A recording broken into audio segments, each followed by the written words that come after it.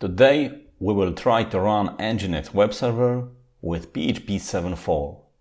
In order to do it, we will use Docker because we will not install any software on our host system. You should have installed on your system Docker and Docker Compose. If you don't know how to install Docker and Docker Compose, see my previous video. The link for it you will find below. All files you need to run Nginx and PHP are on my GitHub. Of course, the link is under the video. Now I will clone this small repository and explain how it works. So we copy the address, git clone and paste address. Let's see if everything is okay. Yes, we have here Nginx PHP directory, and we have here Docker Compose YAML file. The next thing we have to do is create a network. Docker network create labnet. We created network. Maybe now you hear in your head why we create a network. It's a very good question. In our case, we do it because we won't have a situation where all our containers will be visible by each other. For instance, imagine we have 4 containers with 4 services: PHP, Nginx, MySQL, and PHP and we want Nginx be able to see PHP server. PHP server should see MySQL server, and PHP should see MySQL server. In order to do it, we create a virtual network, and every service in this virtual network will be able to see other services. That's why we have to create a new network in Docker environment. Now we have to build our image, and we will do it by this command: cd nginx php. We are inside our project directory, and now Docker Compose build. Now Docker will start in building an image and downloading all needed files, so we have a while to take a look for details. First thing, let's see our Docker Compose YAML file. Here you can see 2 containers: our PHP application and our Nginx service. As you see, Docker Compose check this file line by line, and this line means that Docker will build a new image based on Docker file. So let's see our Docker file. Config Docker file.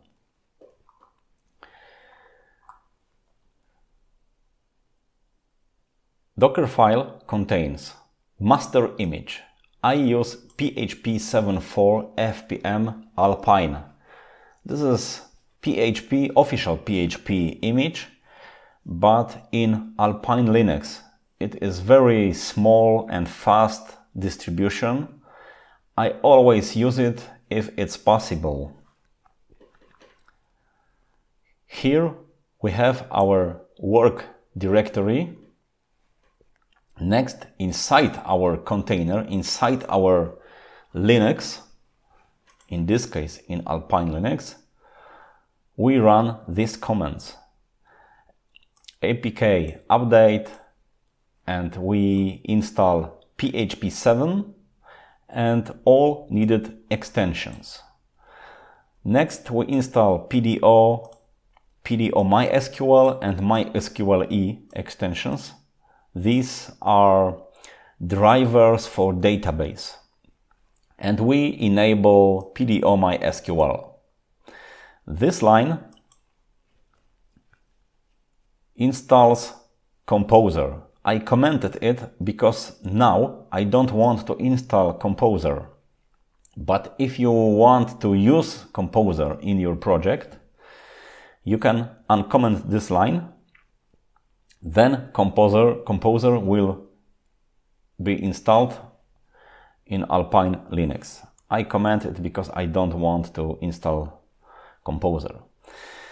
Next we move cache, change permission to our work directory, and change current user to data. The last two things, we expose our server for port 9000 and run PHP FPM. So this is our image. Let's back to Docker Compose. So Docker Compose started creating new container based on new image, which is based on our Docker file. This is the name of our new image, and this is the name of our container. This line means that our container will start up every time we boot system unless we stop it. If we manually stop this container after restart host system, this container will not start. TTY true, it means that we want to have an access to the TTY. We want to have ability to get in our PHP server. Here we have workdir and volumes. Let's see our directory structure. Here we map directory code for var www.html.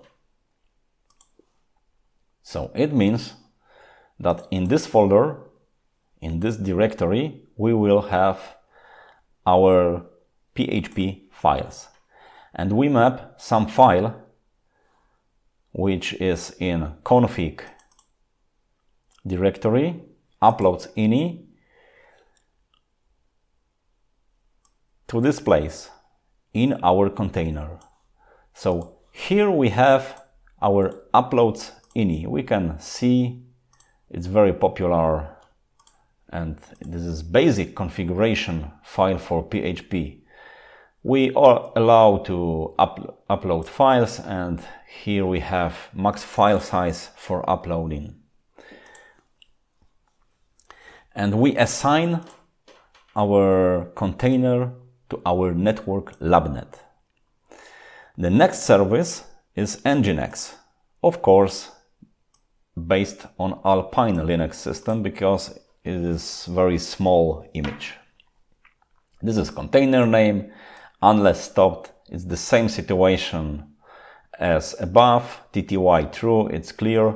I think we map, we forward port 80 to 80, and here we map volumes for Nginx. So we second time map code directory to var www.html and some configuration file for Nginx. We have here conf.d and siteconf file. We map this file on our host machine to inside container with Nginx service. This is standard configuration file for Nginx. We listen on port 80. This is the server name. We have logs here, web root directory, and these lines means that we want to use PHP in our Nginx server, and this one line allow upload big files. I don't know if this value is good, but for developing it can be 256 megabytes. Okay, so this is our Docker Compose. I see that image is built. We can check it. Docker images. Here we have our image. As you can see, the name is exactly okay. PHP. Here is a tag. Here is a tag. Okay. So now we can start our containers. I don't have installed PHP on my host system, as you see. Now I will run containers. Docker compose app-d. Docker PSA. We see that we have two running containers. One is Nginx and one is PHP app. Here is the name. Let's see if it is working. Yes, it's working out pretty well. Our Nginx web server is looking for index.php in code directory. We can type here blah blah blah, refresh. As you see, everything is working.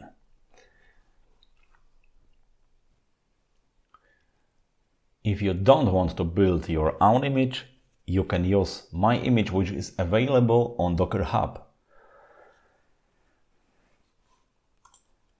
The link is under the video, of course.